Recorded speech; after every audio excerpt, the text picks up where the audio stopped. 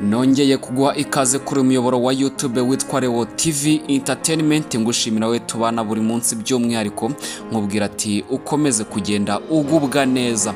Ni inkuru rero ikomeje kugenda ivugisha abanyarwanda benshi muri rusange by'umwihariko mu karere ka Nyanza, aho umusore witwa Sibomana Samuel yaje kuba apfa urupfu rutangaje, yaje kuba apfa urupfu rwaje kuba rugenda ruriza abantu benshi muri rusange.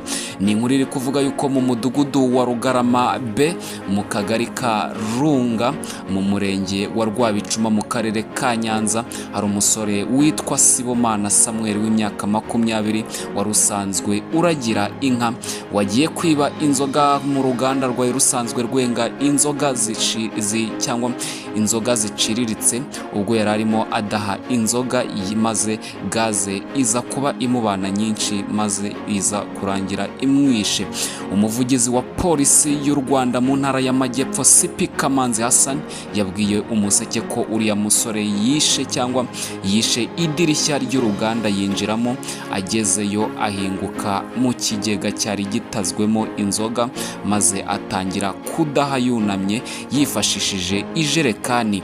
Bigaragara yuko gaze ariyo yaje kuba imwica, dore ko gaze yaje kuba imukurura maze ahita apfa. Ni inkuru rero ikomeje kugenda ibabaza benshi by'umwihariko mu karere ka Nyanza, kuko ni umusore waje kuba yitaba Imana azize inzoga muri rusange. Abakozi b'uruganda babonye umuntu yaheze mu kigega cyangwa babonye yaheze mu kigega ari kudaha inzoga, maze muri icyo kigega bamaze kumubonamo baratabaza polisi na RIB, bagezeyo basanga yahezemo maze aza kuba akurwamo, ariko kubw'amahirwe make yabaza gusanga yaje kwitaba Imana.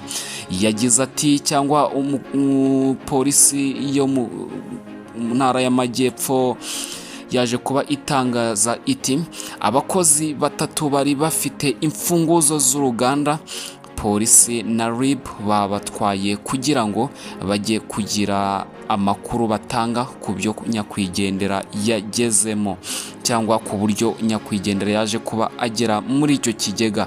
Polisi irahumuriza umuryango wa nyakwigendera kuko igihugu n'umuryango bagize igihombo, kandi igakangurira abaturage kwirinda ibikorwa bigayitse birimo ubujura kuko bidashimishije.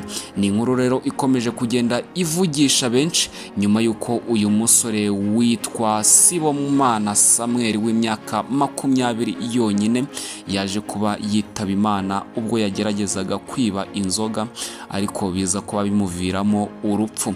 Rero njyewe wari uri kubagezaho kino kiganiro nitwa Leo Dukuze. Niba ukunda ibyo dukora, kora kuri subscribe kandi ntiwibagirwe no gufungura inzogera kugira ngo tujye twibanira buri munsi, kuko uko nzajya nshyiraho amakuru uzajya uhita uyabonera ku gihe. We twabanye muri aya makuru, icyo nakwifuriza ni uko amafufu n'amafaranga byakomeza kugufubika maze ugakomeza kugubwa neza. Thank you so much.